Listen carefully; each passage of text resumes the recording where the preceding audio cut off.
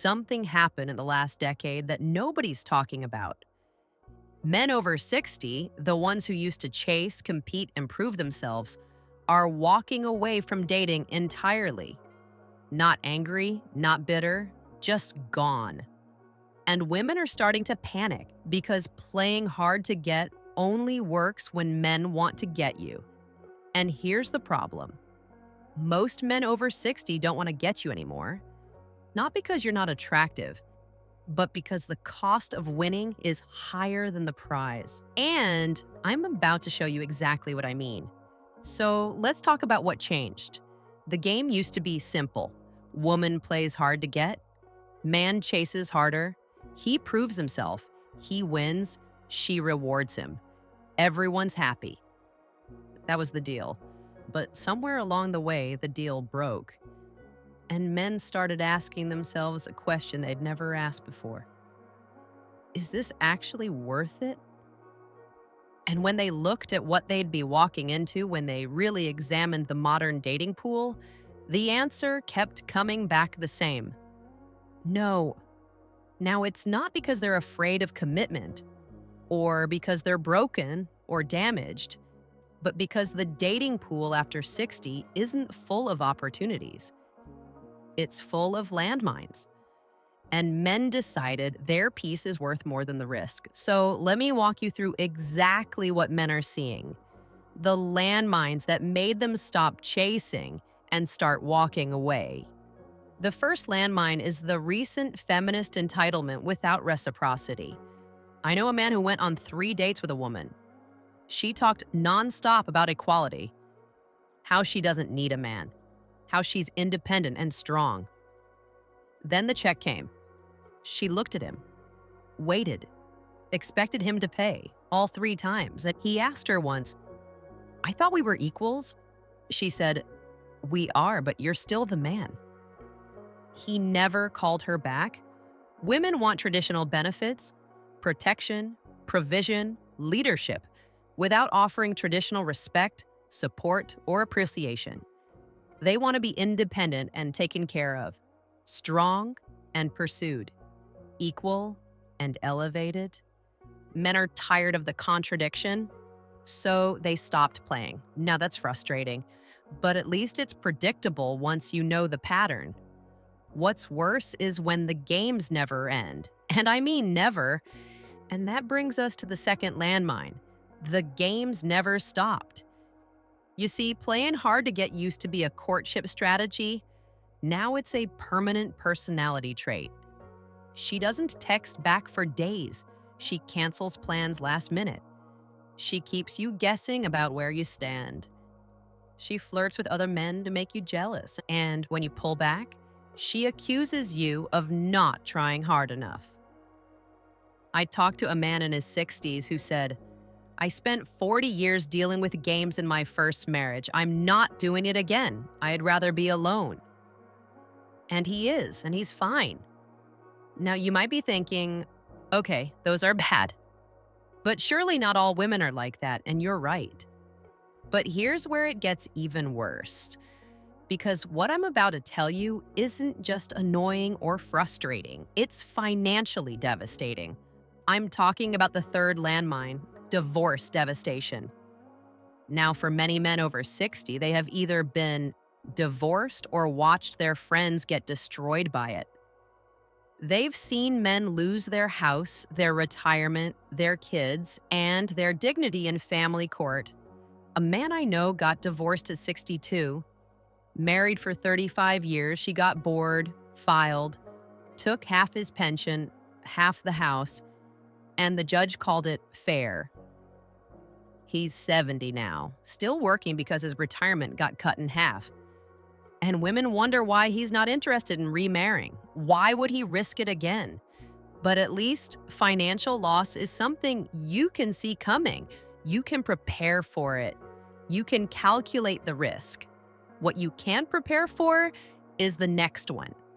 Because this landmine can destroy your life in a single conversation. Let's look at the fourth landmine, false accusation risk. This one makes people uncomfortable, but men are thinking about it. One bad breakup, one angry woman, one accusation, true or false, and his reputation is destroyed. His family questions him. His friends distance themselves. There's no due process in the court of public opinion, and men know it. So when they're deciding whether to pursue a woman, they're also calculating, is this person stable? Can I trust her not to weaponize the legal system or social media if things go wrong? That's not romance, that's risk assessment. And most men are deciding the risk isn't worth it. Now tell me, men, which of these landmines have you experienced? Drop it in the comments. But wait, we're not done. Because those 4 are just the beginning. Everything we've covered so far happens after you're already in the relationship. But there's a whole set of landmines you encounter before you even get that far. And some of them you can spot on the first date. So let's look at the 5th landmine. Excessive baggage, and I mean excessive. 3 kids from 2 different fathers. An ex-husband who still controls her emotionally. Debt she's hiding. Trauma she refuses to address. Addiction issues she downplays. A man told me about a woman he dated. 58 years old, a lovely woman on the surface. 3rd date, she mentioned her ex still has a key to her house. Just in case.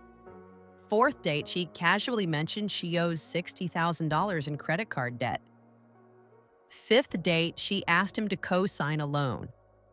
There was no 6th date. You see, men over 60 don't want to be your therapist, your father, your ATM, or your cleanup crew. They've already raised their kids. They've already built their lives. They're not interested in inheriting your chaos. Now, baggage is one thing. Everyone has some history. But there's a particular type of history that makes men walk away instantly. And women hate when this gets brought up. But men are thinking about it whether you want them to or not. And that's your sexual history and body count. And before anyone gets offended, let me be clear. Men don't care about your past because they're insecure. They care because past behavior predicts future behavior. A woman with a high body count and a history of short-term relationships isn't suddenly going to become loyal and committed at 60 just because she's tired of being alone. Men know this. So when they're deciding whether to invest emotionally, they're asking, does her past suggest she's capable of the commitment I'm looking for? And if the answer is no, they walk, not with judgment, just with clarity. You think those are harsh? Listen to this.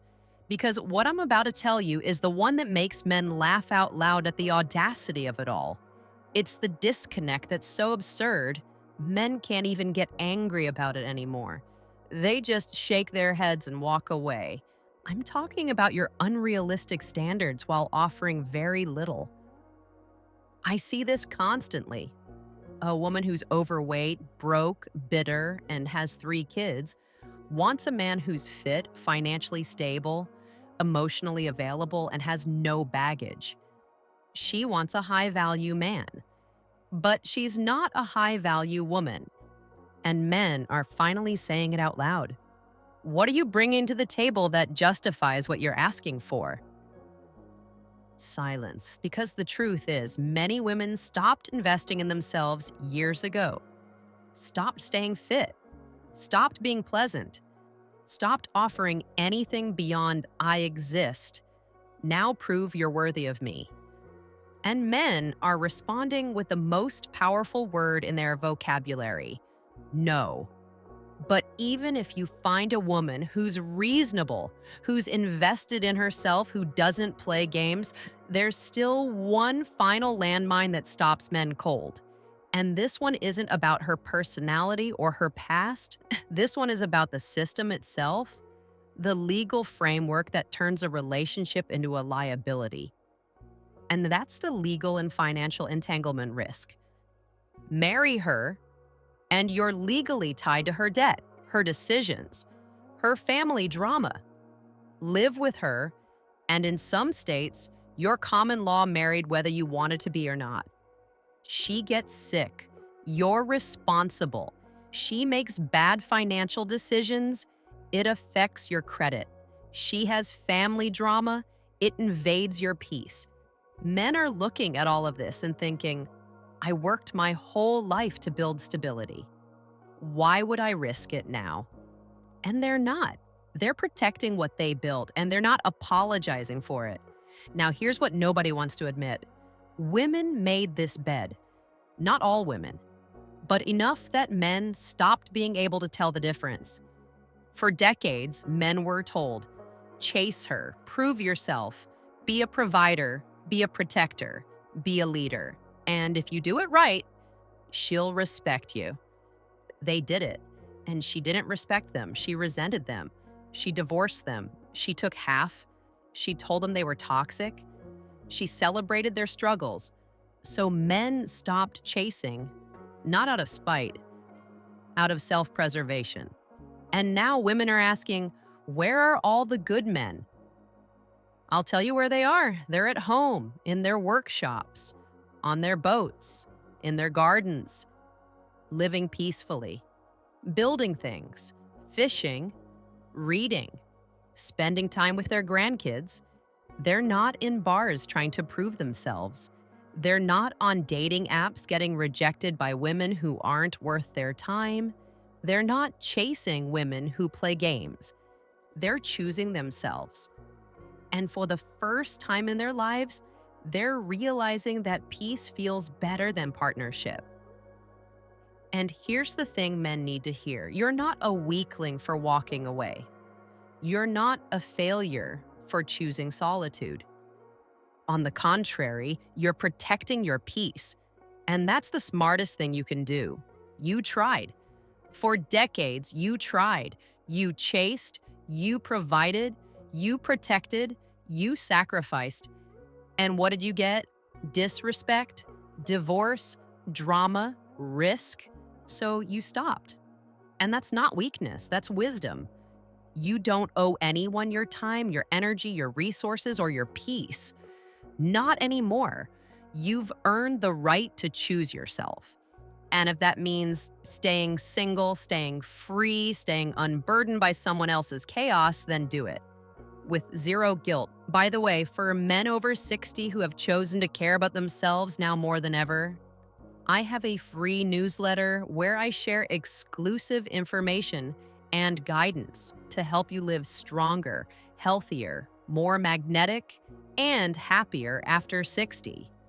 In there, I get as raw as can be without worrying about YouTube restrictions. The raw and brutal honesty you'll love. The link to join is in the comments section and in the description area. It's free, and if you're serious about living well on your terms, go sign up. And now, I need to talk to the women watching this. And I'm going to be direct. You're asking where the good men went. I just told you they left and they're not coming back. Not because they hate women, but because you made it too expensive, too risky, and too exhausting to stay. You wanted equality, but you still expected him to lead. You wanted independence, but you still expected him to provide. You wanted strength, but you punished him for not being vulnerable. You wanted his resources, but you resented his authority. You played hard to get until he stopped wanting to get you. And now, you're sitting there wondering why men your age aren't interested. It's because they've done the math, and you're not worth the risk. If you want a man to choose you, stop playing games. Stop bringing chaos. Stop demanding everything while offering nothing. Stop acting like your presence is the prize when you haven't invested in becoming a woman worth pursuing. Men don't owe you their time. They don't owe you a relationship. They don't owe you their peace. And the ones who figured that out, they're gone, living well, and they're not looking back. Now, men, are you one of them? Are you living peacefully after walking away? Or are you still on the fence? Drop your story in the comments. I want to hear where you're at. And if this validated something you've been feeling, but couldn't say out loud, If this explained why you walked away and never looked back, hit that subscribe button. Share this with a man who needs permission to choose himself, because we're here for men who refuse to settle for chaos when they've earned peace every single week. I'm Avery Scott, and I'll see you on the next one.